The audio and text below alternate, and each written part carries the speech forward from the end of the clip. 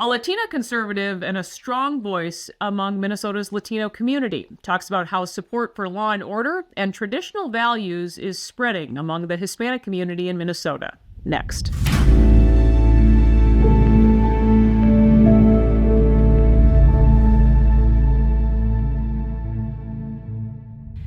Erika Rivera Kennedy is my guest, a Minnesota Latina conservative, as she calls herself. But Erika, thanks for being here. Good to see you. Thank you so much for having me, Liz. I appreciate the opportunity. Oh, we appreciate it so much. You've lived in Minnesota for 3 decades. You've seen the changing demographics here. The Hispanic population in the state includes more than 370,000 people, or about 7% of the population in the state. Given the current political climate, they share many concerns, it sounds like, but one serious concern in particular seems to be growing among the Hispanic community, Erika. What can you tell us about the number one concern and some of the specifics here? The main concern in the Latino community really is the safety. I think, especially in Minnesota, with so much increase of violence and crime, the Latino community doesn't feel safe. And I think it's one of the main concerns we have, and especially for families who've been here and make Minnesota their home for many years, people who've been immigrating here for the last 15, 20 years, that they have children here and they have works and they pay high taxes. And all they ask is to have peace and to have, a peaceful life. And unfortunately after the Biden administration, all the chaos, and it really come to have a lot of crime increasing in Minneapolis specifically. So families in Minnesota are suffering because of that. Focusing on that a bit more, if we believe what mainstream media wants us to believe, it doesn't seem like ICE or U.S. Immigration Customs Enforcement doing their work in Minnesota to deport criminals would be supported by Latinos. However, many people, especially those that came to the United States legally, have told you the opposite.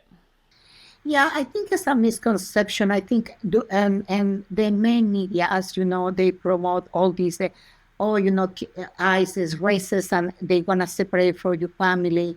I am very lucky to work with some of the immigration attorneys. I'm, very close. We know the ICE is really focused for people who have crimes, for criminals. They are targeting people who are drug cartels members, people who, have other type of crimes. They are killers, they are assassins, they rob people, which actually the Latino community is being very impacted because many of these people come and live in these neighborhoods and make it so unsafe. Even the Latino community complains the schools are having so much stress, the social services have so much stress, they don't feel even safe to leave anything in the jar because they're going to get stolen.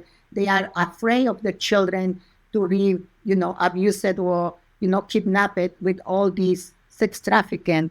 So, no, I think the Latino community actually are pleading for safety. They are pleading to the criminals be removed.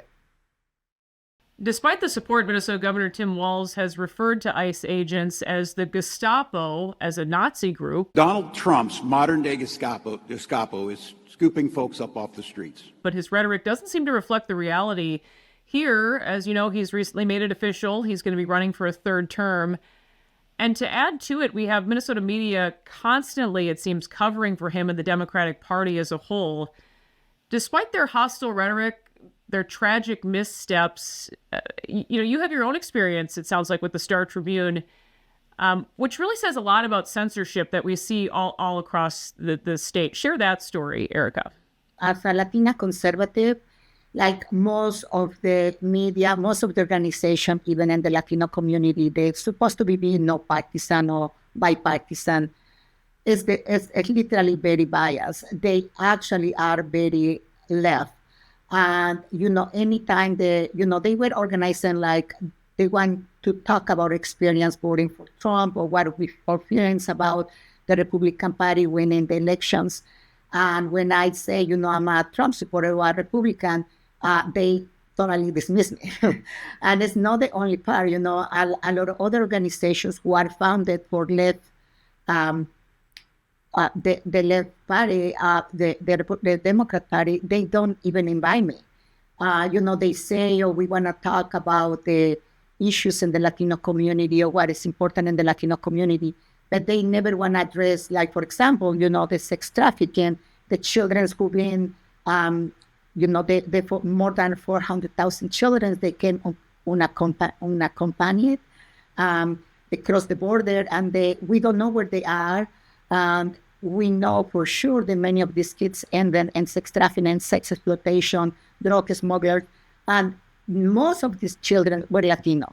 You didn't hear anybody say anything like that. Talking to migrants, especially the female migrants, is one price that they're having to pay is getting raped. And they're willing to pay that price, so they'll prepare for it mentally and physically. And what you'll see also is what's come to be known as rape trees. And this is where the smugglers will rape the migrants, and they'll hang their bras or underwear on the tree as a trophy saying, this is where I raped a migrant. Another sad part or aspect of this border crisis that I think gets underreported as well. And again, every time that I try to approach like the Star Tribune or anything that, okay, can we talk about this? They just simply dismiss me because they don't want to talk about it. They don't want to expose. And at the end of the day, it's not even about Democrats or Republicans. It's about the safety of these children, of the safety of the people, or the real issues that we are, the community needs. But again, it's very disappointed to see that this media, they don't really care for the people. They can just to have a political bias. Along with these shifting demographics, there seems to be a shift in politics. The Latino community has typically voted for Democrats in Minnesota. However, voting trends indicate that 38% of Minnesota's Latino population voted for President Trump this last time around. Another poll shows that Trump won the male Latino vote in Minnesota by 10 points. What are you hearing? Is there a shift in voting here? Yeah, there is a historic change, and this is because the Latino community in general is a very conservative.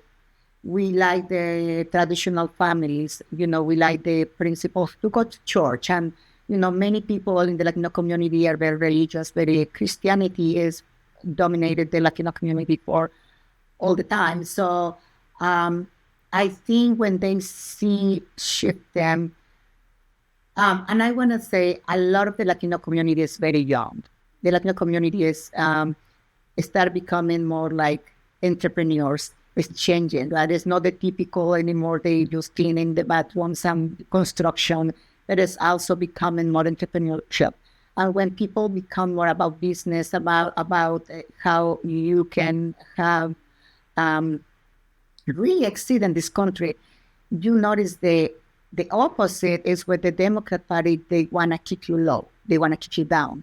And I think that being open, the Latino community starts switching because it doesn't fit anymore their values as, a conservative family or a person who wants to get better. Not play as a victim, but actually want to exceed, like the expectations. They can be like any other American, even the American dream.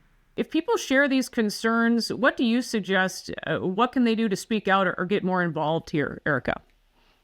I want, first of all, the people to be aware, this is not the conservatives against immigrants. It's not the case.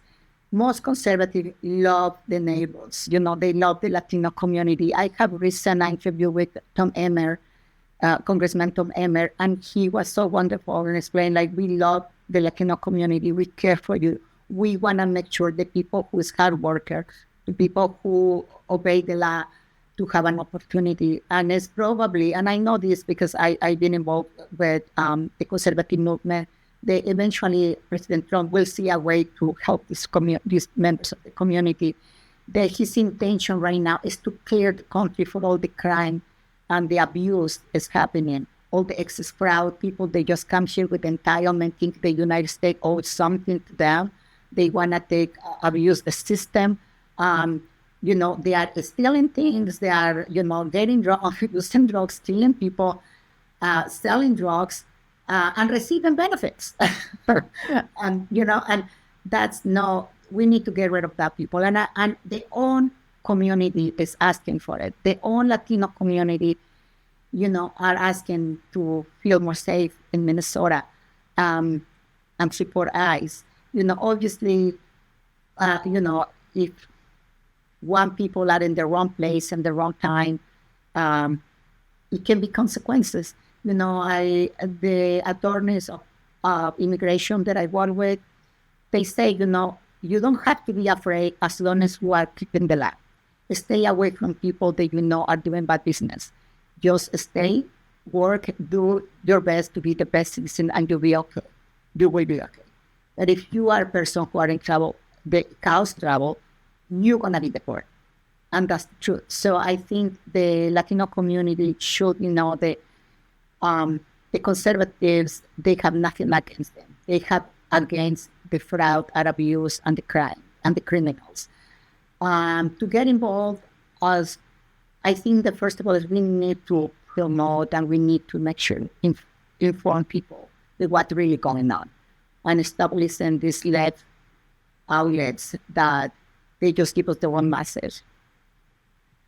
Communication is key, no doubt about that. Erika Rivera Kennedy, thank you so much for joining me. Thank you for all you do. Thank you so much. I appreciate your time. That will do it for this episode of Liz Collin Reports. We'll see you next time.